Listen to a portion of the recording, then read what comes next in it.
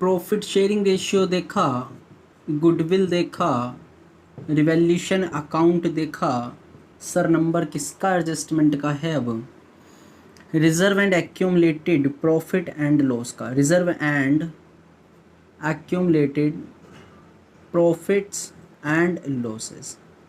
Sir ये क्यों बढ़ रहा है रिटायरमेंट में? अगर मैं आपसे पूछूं, आप बताओ सर क्यों बढ़ रहा है? रिवैल्यूएशन का प्रॉफिट तो इसलिए था, एसेट एंड लायबिलिटीज में जो भी चेंजेस हुए हैं, चेंजेस की वजह से कोई ना कोई प्रॉफिट या लॉस हुआ होगा, रिटायरिंग पार्टनर को भी वो मिलना चाहिए, ठीक है ना। बट प्रॉफिट्स कौन सा वाला है? एक्यूमुलेटेड प्रॉफिट और लॉसेस की बात कर रहे हैं और रिजर्व की बात कर रहे हैं। क्यों सर, क्यों, ये क्यों? एक बात बताओ, रिजर्व कहाँ से बनता है? रिजर्व कहाँ से बनते हैं बेटा? रिजर्व बनते हैं आपके प्रॉफिट से, यानी कि प्रॉफिट का थोड़ा थोड़ा हिस्सा जो होता है, हम हर साल कहाँ डाल देते रहते हैं? रिजर्व में डालते रहते हैं। एक्यूमुलेटेड प्रॉफिट भी वही होता है, पिछले साल का कोई प्रॉफिट जो अभी तक ना बांटा हो उसे एक्यूमुलेटेड प्रॉफिट बोल देंगे। या एक्यूमुलेटेड लॉस की बात करें तो इसमें एक अच्छा पॉइंट आ जाता है एडवर्टाइजमेंट सस्पेंस अकाउंट का, ये आ सकता है। या मैं कहूँ गुडविल आ सकती है, गुडविल को भी हम एक्यूमुलेटेड लॉस से ट्रीट कर लेते हैं। कौन सी सर? गुडविल। ओल्ड गुडविल अगर आ रही है तो उसे हमें रिटर्न ऑफ करनी पड़ती है, ये मैंने आपको बताया था। गुडविल वाले में भी बिल्कुल एक्यूमुलेटेड लॉस की तरह ट्रीट होती है ये भी, ठीक है। तो क्या उस टाइम पर वो रिटायरिंग पार्टनर नहीं था हमारी फर्म में, जिस टाइम पर ये रिजर्व क्रिएट हुए थे, जिस टाइम पर एक्यूमुलेटेड प्रॉफिट था, जिस वक्त एक्यूमुलेटेड कोई लॉस था ना वो रिटायरिंग पार्टनर जो आज रिटायर ले रहा है? बिल्कुल सर। तो उसे भी बेटा इन चीज़ों के क्रेडिट और डेबिट मिलने चाहिए।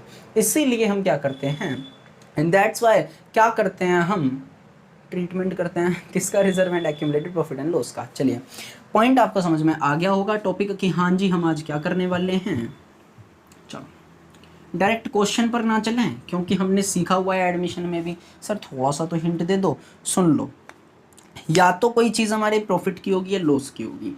मान लो कोई जर्नल रिजर्व बना हुआ है, मान लो वर्कमैन कंपनसेशन रिजर्व बना हुआ है, इन्वेस्टमेंट फ्लक्चुएशन रिजर्व बना हुआ है, ठीक है। बिल्कुल सर। अगर ये कुछ आपके क्वेश्चंस में आपको दिखते हैं तो ये पॉजिटिव साइन देते हैं। क्या देते हैं? कि ये प्रॉफिट का हिस्सा है। ये वाले जो प्रॉफिट का हिस्सा है इन्हें हम क्या कर लेते हैं? एंट्रीज में डेबिट कर देते हैं और क्रेडिट कर देते हैं टू ऑल पार्टनर्स। ध्यान रखना, to all partners capital account को हम क्या कर देते हैं बेटा? क्रेडिट कर देते हैं। किस रेशियो में सर? इन ओल्ड प्रॉफिट शेयरिंग रेशियो में। इन ओल्ड प्रॉफिट शेयरिंग रेशियो में हम उसको क्रेडिट दे देते हैं। लेकिन सर अगर लॉस हो, लॉस कैसे होगा? मान लो क्वेश्चन में लिखा हुआ आ गया advertisement suspense account, asset side में आएंगी ये चीज़ें लिखी हुई, ये आपकी सब आपको लाइबिलिटीज़ में मिलेंगी, ये आपको आपकी एसेट्स में मिलेंगी। एडवर्टाइजमेंट सस्पेंस अकाउंट है, गुडविल अकाउंट है, या लिखा हुआ आ सकता है पी एंड एल अकाउंट जो कि होता है डेबिट बैलेंस वाला। यहाँ आएगा पी एंड एल तो वो आएगा आपका क्रेडिट बैलेंस वाला, वो आएगा आपका क्रेडिट वाला। इसीलिए इसे प्रॉफिट ट्रीट करेंगे पी एंड एल का अगर क्रेडिट बैलेंस है, पी एंड एल का अगर डेबिट बैलेंस है तो इसे हम लॉस ट्रीट करेंगे। और भी कोई अगर लॉस आता है तो उसे भी हम देख लेंगे। ये हमें पॉजिटिव नहीं नेगेटिव साइन देता है। नेगेटिव का मतलब ये हमारे लिए लॉस है, पार्टनर्स के लिए लॉस है। तो डिवाइड करेंगे कैसे होगा लॉस का? तो ऑलरेडी नेचर क्या होता है? डेबिट होता है, तो इसे हमें क्या करना पड़ेगा? क्रेडिट करना पड़ेगा। इसे हमें क्रेडिट करना पड़ेगा इन सभी चीज़ों को। और डेबिट किसे करना पड़ेगा? Debit to all partners capital account. क्या सर सभी पार्टनर्स को करना ज़रूरी है? हाँ बेटा, अगर सबका डाटा दिया हुआ है तो सबका करो। लेकिन अभी इस टॉपिक के बाद हम एक टॉपिक सीखेंगे कि रिटायरमेंट पार्टनर का बस कैपिटल अकाउंट बनाओ। किसका बनाओ? रिटायरमेंट जो ले रहा है पार्टनर उसका कैपिटल अकाउंट बनाओ, बस उसका कैपिटल अकाउंट बनाओ। उसकी अमाउंट बाकी देखने के लिए कि ड्यू टू, कि उसको कितने देने बाकी हैं। तो इस केस में हम क्या करते हैं? रिवैल्यूएशन हो, चाहे आपका reserve and profit and loss हो, गुडविल हो, कोई भी ट्रीटमेंट हो, बस उसके शेयर तक के लिए हम कर देते हैं। यानी करेंगे सारा ट्रीटमेंट, बस जो डिवाइड करेंगे बिटवीन द ओल्ड पार्टनर्स नहीं करते, ओनली सिर्फ रिटायरिंग पार्टनर का हम उसमें प्रॉफिट देख लेंगे। हालांकि अभी तुम्हें टेंशन लेने की जरूरत नहीं है, एक क्वेश्चन करते हैं सब कुछ समझ में आ जाएगा, ठीक है। क्वेश्चन पर चलते हैं डायरेक्ट, क्वेश्चन पर चलते हैं बेटा डायरेक्ट। चलिए हटा दें इसे, कॉपी कर लीजिए आप, स्क्रीनशॉट ले लीजिए, हटा देते हैं फिर। एक क्वेश्चन है हमारे पास में, हम टी.एस. ग्रेवाल ही यूज़ करते हैं, आपको पता ही है। क्वेश्चन नंबर 30 मेरे पास है। आपका कोई क्वेश्चन ऊपर नीचे वो हो सकता है, 31 हो 32 हो, ठीक है। वो आपके पास अगर एडिशन लास्ट ईयर का या करंट ईयर का होगा, तो ऐसे करके वो डिफरेंस आ सकता है। हालांकि हमें उसकी आवश्यकता नहीं है, आपको स्क्रीन पे क्वेश्चन दिख जाएगा बेटा, तो परेशान होने की कोई ज़रा सी भी बात नहीं है। चलिए क्वेश्चन क्या कह रहा है, क्वेश्चन कह रहा है X Y and Z are partner in a firm sharing profit and losses in the ratio of 3:2:1। X Y Z तीन पार्टनर हैं, रेशियो है 3:2:1 का, ठीक है, तीन बंदे, उनका रेशियो 3:2:1 का है। आगे बोल रहे हैं जेड रिटायर ले रहा है from the firm on 31 March 2018। On the date of जेड्स retirement the following balance appeared in the books of the firm. कुछ बैलेंसेस थे जो उनकी बुक्स ऑफ द फर्म में थे, यानी कि उनकी फर्म की बुक्स में थे। कौन ले रहा है रिटायरमेंट, जेड ले रहा है। क्या क्या बैलेंसेस थे वो देख लेते हैं। जर्नल रिजर्व है, कुछ भी अमाउंट दे रखी हो।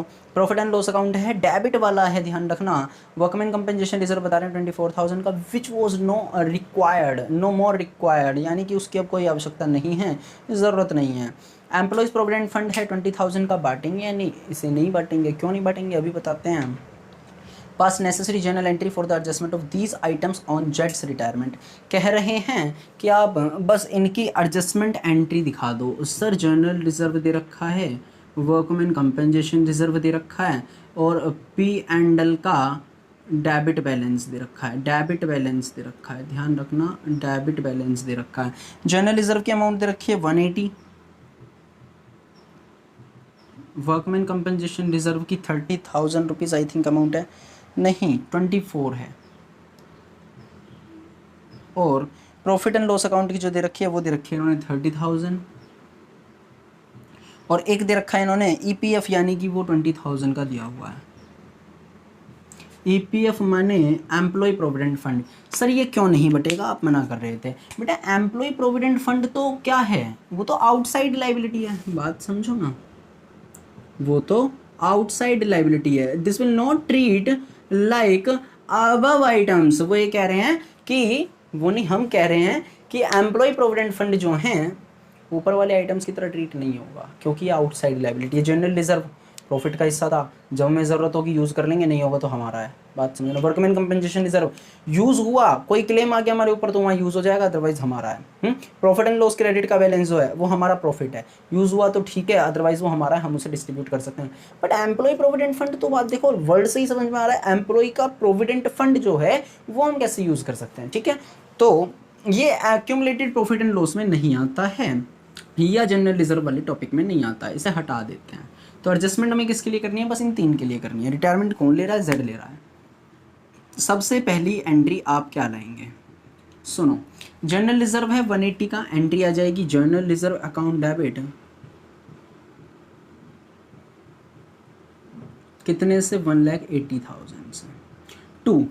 टू किसका, एक्स का अकाउंट, वाई की कैपिटल अकाउंट और जेड की कैपिटल अकाउंट। आप लोग मेंशन कर लेना, कोई बहुत बड़ी बात इसमें नहीं है, आप लोग कर लोगे, ठीक है। अमाउंट कितनी आएगी, 3 2 5 और 1 6। 6 से हम इसे अगर डिवाइड करें पहले तो ये आएगा 6 तिया 18, यानी कि 30,000। तो 3 तिया 90,000, 60,000 और 30,000, पहली एंट्री। दूसरी एंट्री की बात करते हैं किसकी, वर्कमैन कंपनसेशन रिजर्व है। सर अगर क्लेम होता तो क्या करते बेटा, अगर क्लेम होता तो क्लेम के अमाउंट माइनस करते, जो बचता उसे हम पार्टनर्स के बीच में डिवाइड करते हैं। सर अगर क्लेम ज़्यादा निकल जाता, परेशान मत हो, क्लेम अगर ज़्यादा निकल जाता रिवैल्यूएशन में जाता, फिर पार्टनर्स में नहीं जाता, ठीक है ना। पार्टनर्स को फिर डेबिट करना पड़ता, उनके लिए लॉस होता। वर्कमैन कंपनसेशन रिजर्व के लिए एडमिशन वाले चैप्टर में पूरी एक टॉपिक पर वीडियो पड़ी हुई है, आप लोग जाइए उस वीडियो को देखिए। वर्कमैन कंपनसेशन के रिजर्व के लिए ही स्पेशल वो वीडियो बनाई हुई है।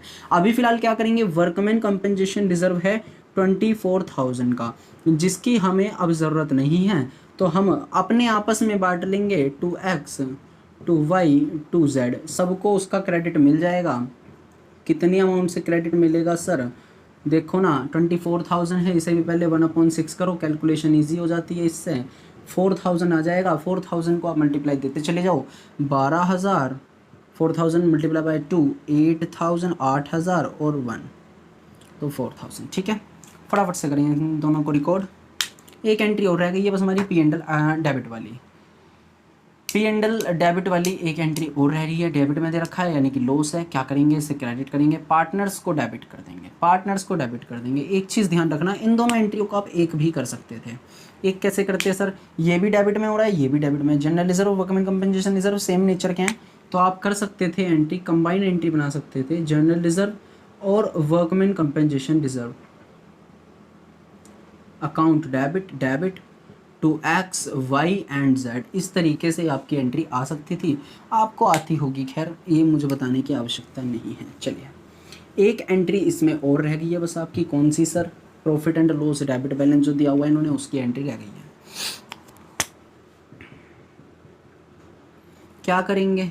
एक्स वाई जेड सबके कैपिटल अकाउंट डेबिट, सबके कैपिटल अकाउंट डेबिट कर देंगे और to P and L account हम क्रेडिट कर देंगे 30,000 रुपये से। देखो 6 से काटेंगे, इससे डिवाइड करेंगे, 5,000 की अमाउंट आएगी, 5 3 जा 15, 5 2 जा 10 और 5,000। चलो ख़त्म। रिकॉर्ड करें। कोई प्रॉब्लम हो तो आप मुझे कमेंट करके बता सकते हैं।